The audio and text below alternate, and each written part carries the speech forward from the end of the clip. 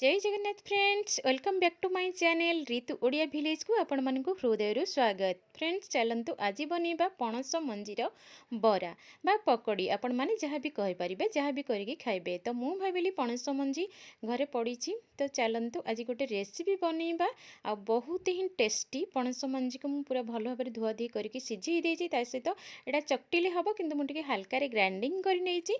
ता पई मु रखिछि पियाज कंचा लंका अदा रसुण सब किछि टिक टिक करके काटिकी बनवाई प्रस्तुत। आठे किसी बेसन नहीं चलते ताहले बनइबा बरा।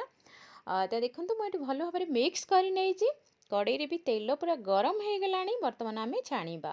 तो ये फ्रेंड्स टिके अधिक तेल लगे पणस मंजी तो आपण मैंने भाजी थे तो ये टिके अधिक तेल खर्च हुए। आपड़ चाहिए टावा सेकिकी भी खाई पारे टावा सेका बरा आउ मुझे टिके छाणी नहीं।